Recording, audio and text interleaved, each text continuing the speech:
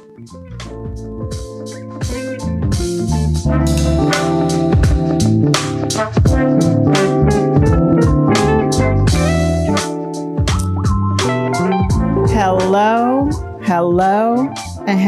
Did I come in too early?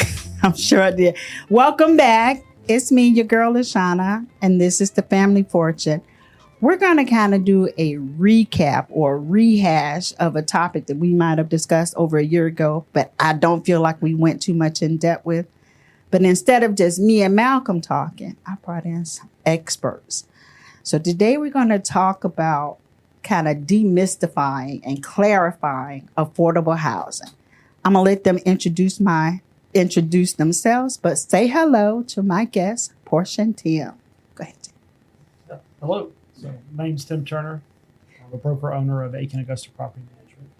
And I focus primarily on residential real estate. You want to talk? And Ms. Porsha. Go ahead. Hello, everybody. I'm Porsha Beasley. I'm with Location Real Estate.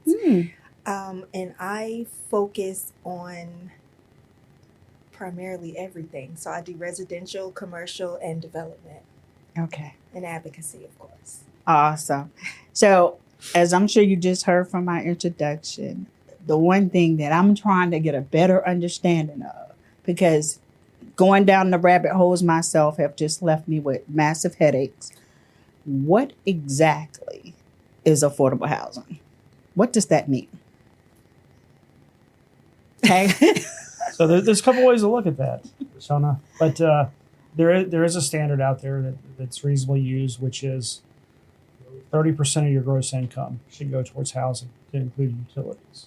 Okay. So if you make, let's just say $3,000 a month of gross income, an affordable housing standard would be $1,000 a month. To include rent, mortgage, rent, and utilities. That's correct. And anything above that, it becomes unaffordable of some type. Okay. And anything below that becomes more affordable. So that's kind of the standard there, 30% of your gross income. So it's not, and so I think this is where I got confused, because a lot of different sources have a lot of different definitions. It's always median income, but I've always heard it's your median income, your area's median income, or the national median income. Is it all three? Well, generally speaking, it's going to be local. Yes. Local. The most local, the most detailed piece or set of information you can get for where you live or want to live.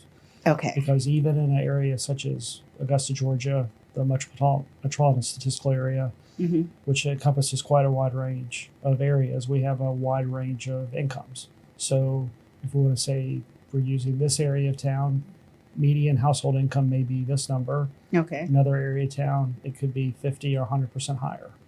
So so it's even more detailed than that. So it's not Augusta as a whole.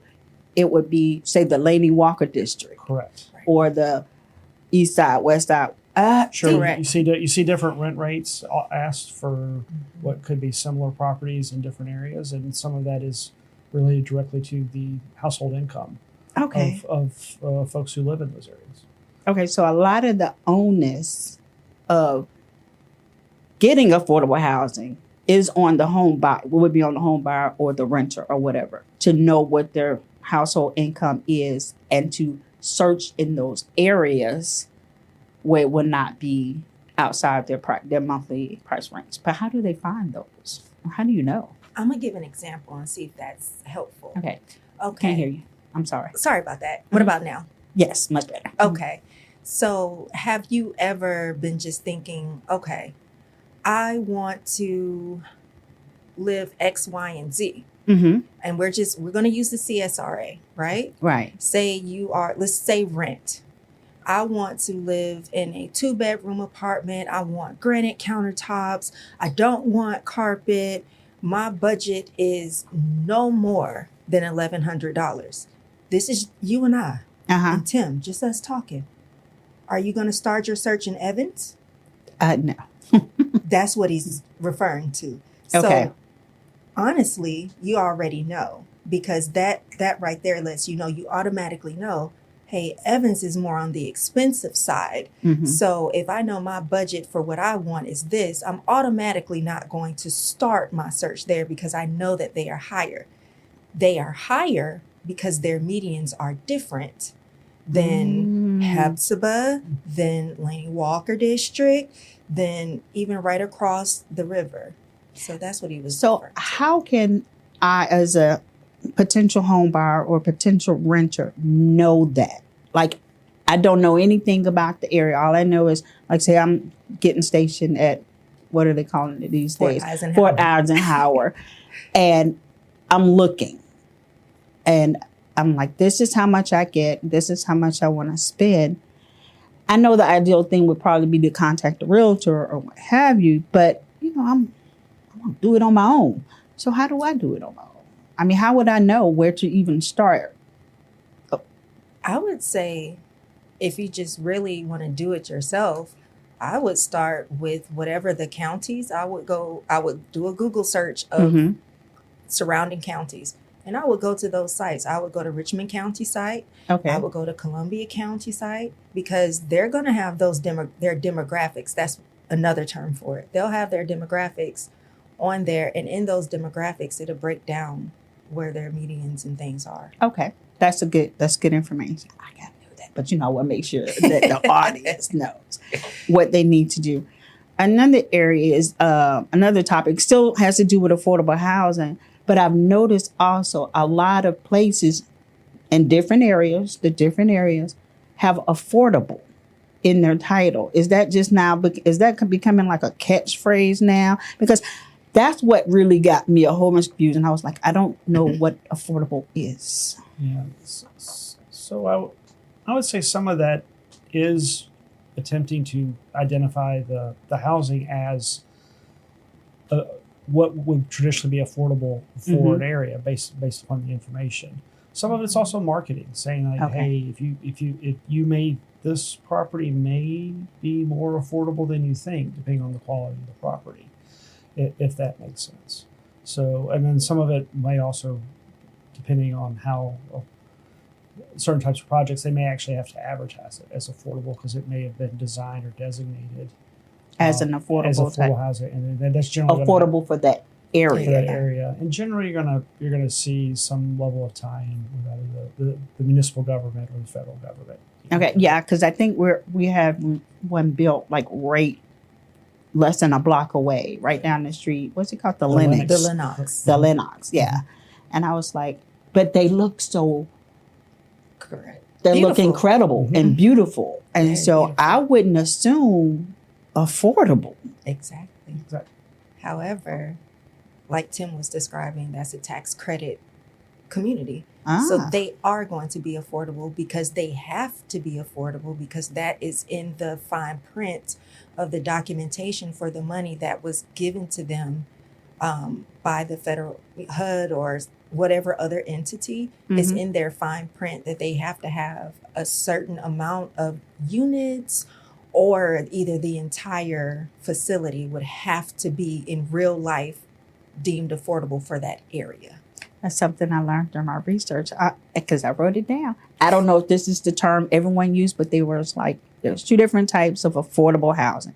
The dedicated affordable housing, which comes from the grants or the subsidies, and then the market affordable housing. Correct. Which is someone just saying, okay, I am just willing to make X amount of units or houses in this area affordable.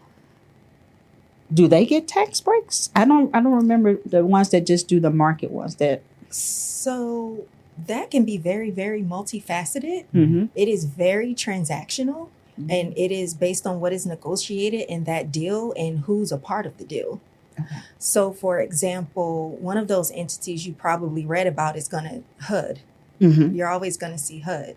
Now, when HUD says affordable, they have the most desirable math you can think of until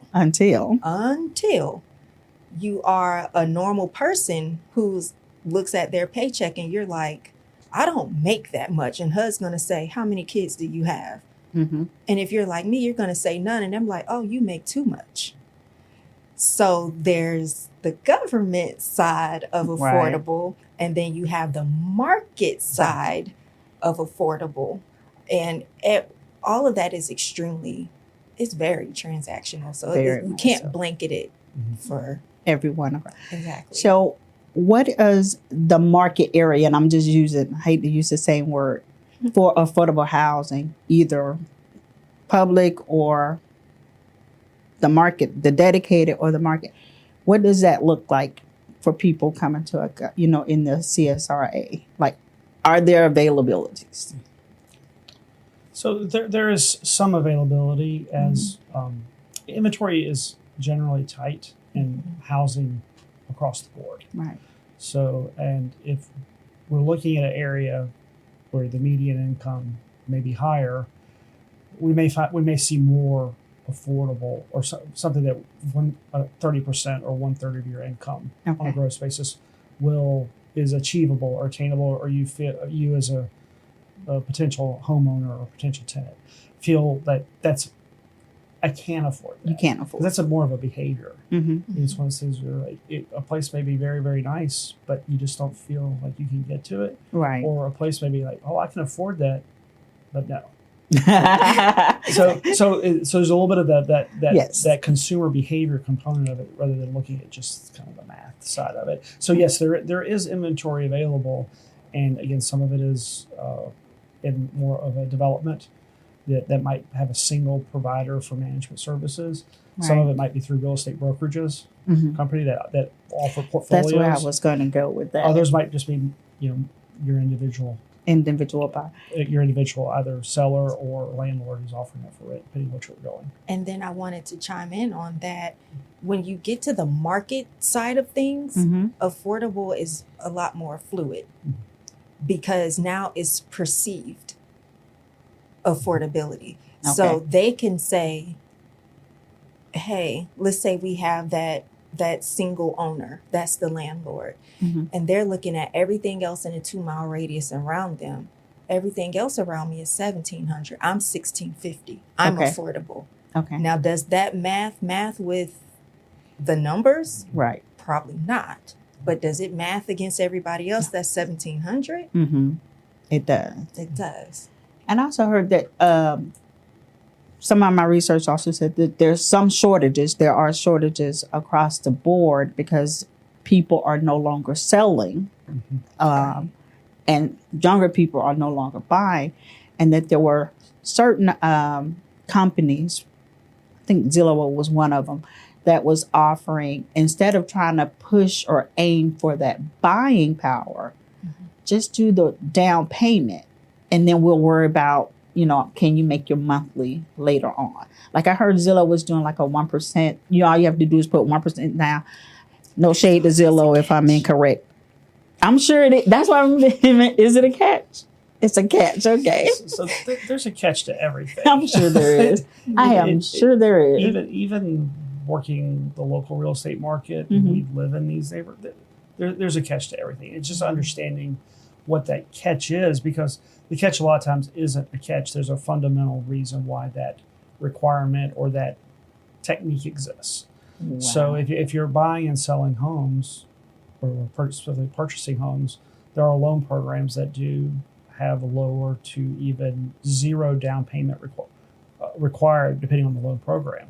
Yeah. But generally speaking, if you don't qualify for a zero down program, the next level is 3.5% to 5%, maybe 10% down payment. So if a lender is able to offer a 1% down, that program is something they're having to finance, and the lower the down payment, the higher the risk to whoever is loaning the money, and more than likely the higher your monthly costs. Yes, because if you finance 100% of the purchase price, that's your highest cost. Wow. If you finance 50% of the purchase price, you're financing half of it. So your monthly will be lower. So lower down payment programs from a home buyer perspective are great. We used my wife and I, when we were in our 20s, we used the FHA loan and 3.5% down, and it was great because it helped us get in the house. So, but there is some inherent understanding that your monthly payment will be higher the greater you finance, the greater amount you finance, whether that be actually just on the actual purchase number or the percentage that you're financing of the. Wow. There's going to be other caveats a lot of times too. So what Tim is talking about is the FHA, 3.5%. Okay, that's standard. But sometimes when you get into the 100%, there's always, let me not use a fallacy. Maybe not always, but there's often smaller caveats that they're going to say certain areas will qualify for the 100%. Other areas, you may not be able to use that same 100% down payment program. And that too varies by banking institution, by city, and by your income, because some of them may also have income caps that the buyer can have. The best thing anyone who's interested in purchasing a home with is speak with a professional who originates mortgages for a living. So that's a loan originator. And you can do that at a bank. You can do that at a credit union. You can do that at a mortgage company or a mortgage broker. We have a very, very good community of professionals locally who can help a potential homeowner qualify or understand the loan programs available to them. And that's a private, confidential conversation and understand their purchasing power. If they can purchase today, what is that? Or I need to do a little work. Maybe my credit score needs a little improvement, or I've got too much debt to income and maybe I need to pay down a bill. Right. And that will open up the affordability. And that's we have a lot of great professionals in town who will have that really good conversation and help a consumer become better informed. And again, it could go right to that actual loan originator, their company, or credit union or bank. Each has a different process and program. Now, are there some programs locally, do you know of any, to assist, not with the loans, but with some of the, trying to get into some of the lower dedicated housing, like say the Lennox here? I'm sure it's not just a rental application. So when it comes to things like that, once the Lennox becomes operational, the best thing to find out about the Lennox is going to be for interested parties to go straight to the Lennox and inquire directly with them what their process is so that they can, spell it out for them. I always think it's best to just go to the source if it's something specific. For example, there's another tax credit property that is just outside of Gate 1 of Fort Eisenhower, right there on Gordon Highway. Oh, I know which one you're talking about. Okay, so everybody's, oh my goodness, these are so new, rah, rah. Those are probably expensive. Turns out they're not. Why aren't they expensive? Because it's a tax credit property. Well, what does that mean? Well, they don't have any of their prices online. You can't really get much information because it's a tax credit property. How can you find tax credit property in your area? How do you find the properties that are? That's a good question. Yeah, so tax credits are always through a municipal or state organization. So like the Augusta Housing, probably go with the Augusta Housing Authority or the Augusta Housing and Community Development may be able to assist a lot. They have programs too that are helpful for individuals who want to know about programs where they can get grants or just other assistance. HCD is an amazing resource. And what was it again? HCD Housing? Housing and Community Development. I think that's the one we looked up before when we found out about the NACA and everything else. So I just can't remember the title for. Okay. They call it HCD for short. Okay. But Housing and Community Development. They're an excellent resource, like across the board. The Housing Authority, if you're looking to rent, they're an excellent resource. Okay.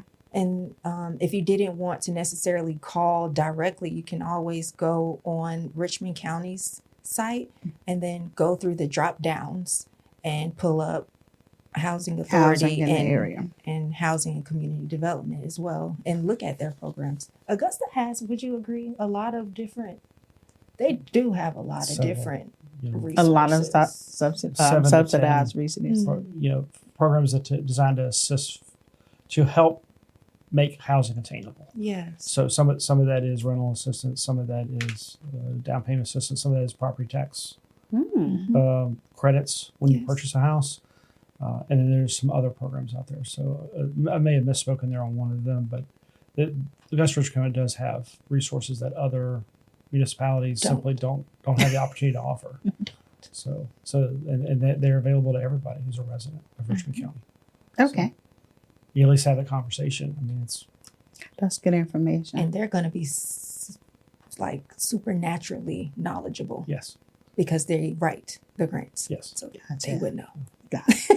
So to sum up, and before I give you both opportunities to say any lasting thoughts and advice, is affordable housing is based upon your local area median income, which means for Augusta is a whole bunch of different areas. So Augusta is not the same as Columbia County, which is not the same as Burke County, etc. Yes. So know what your local area median income is. Right. Point number 1, 2, there's a lot of resources. Make sure you go to Augusta Housing and Community Development to find out all the different resources. What else did I miss? I'm sure I missed a whole bunch. Again, Augusta Housing Authority. Augusta Housing Authority for so you actually with the what used to be known as Section 8 program, but now it's Housing Choice Voucher Program. Those are available for. I was wondering what happened to. I'm so They changed the name. I know I grew up with Section 8, but okay. Those are available for rental assistance, but it is actually possible to use one of those vouchers to pursue a home purchase, and that's a very little known fact. So, but the Housing Authority can be of assistance on that as well. It is possible to do it. So, Trying to think what else we covered, but any closing thoughts, comments, advice? All of the above. Yes. I would say always keep in mind, go to the source. Go to the source. Do your own research. Your cousin and mama and uncle and them that bought a house 25 years ago, 10 years ago, 7 years ago. Say it. Yesterday's price is not today's price, nor is yesterday's information today's information. Do your own research and beyond Google. Beyond Google. And my other points would be something that I run into so often. Professionals are there for a reason. Use them.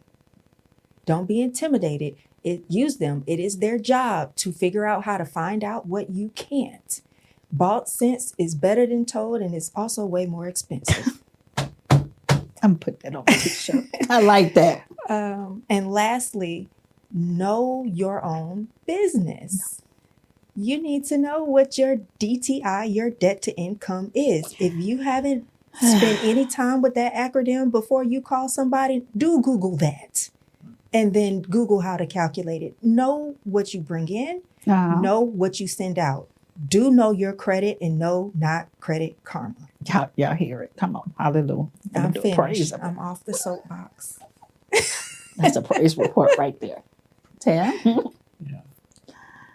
This is a relationship endeavor. Housing is. And there are times when you live in a place, maybe you're renting and you have very little interaction with the property manager. Nothing goes on. You pay your rent. They leave you. There's little interaction and you don't build a relationship. But if you're wanting to pursue a home purchase, especially if you've never done it before, so you're a first-time home buyer, or if you've not done it in a number of years, it's important to find a professional or a team of professionals that you connect with and invest the time in building a relationship. Let them get to know you. Let them get to understand what your motivations are, the why, and then they will help you with the what, and then basically show you what the what is possible, and then the how. That's our job. Awesome. Is to be the bridge across from where you are today to where you want to be tomorrow. And that's really in any professional service industry. But the big thing is don't be scared of a if we're out there starting to ask questions, we need to know this so we can. Because you don't want no surprises on the last day. That's correct. And we want to help you not create surprises that will. Our job is to keep you on the happy path and help you get there. And can we also throw in, Tim? You can let them. He can fact check me. When you're dealing with professionals, are we allowed to go around and talk amongst each other and to everybody else about your business, or is that just between you and your client? So that's a great point to mention, because that gets back to agency. Mm-hmm. So we are governed by the states that we serve, in both Porsha and I are Georgia and South Carolina licensed. Okay. So we have 2 different states that govern us, but when we're in Georgia, we follow the Georgia real estate law. And consumers can choose to have confidential relationship, and they can choose not to. Okay. So that's something we would discuss in our first consultation, substantive conversation. And keep in mind that if you want to have a confidential relationship, then tell the professional. Yeah, tell them. You want us to work for you and keep your business. but also, and a lot of that actually comes down to the strategy and negotiation. We don't give away too much when we're in the negotiation, but it's a choice a consumer has, and it doesn't cost more or less to choose that. But so if you find someone you trust, you're generally going to talk to them a little more openly. So awesome. So and that's a natural outcome of engaging a professional, developing that relationship for someone who's going to help you get where you want to go, Shauna. Awesome. I feel like I know so much more, because when I tell you, I was like, I think this little strand of gray hair right here came from me trying to figure this whole puzzle out. And so I appreciate you both coming in and making everything a whole much more clearer. Not just for me, but for everyone listening. I know from Malcolm over there too in the corner. He's hiding. So on behalf of myself, Tabernacle Baptist Church, and the Family Fortune, thank you. And I'm about to choke my microphone, and until we meet again, I'm LaShawna. I'm Porsha. And I'm Tim. And this is the Family Fortune. Bye. Wait, bye-bye. Thank y'all so much.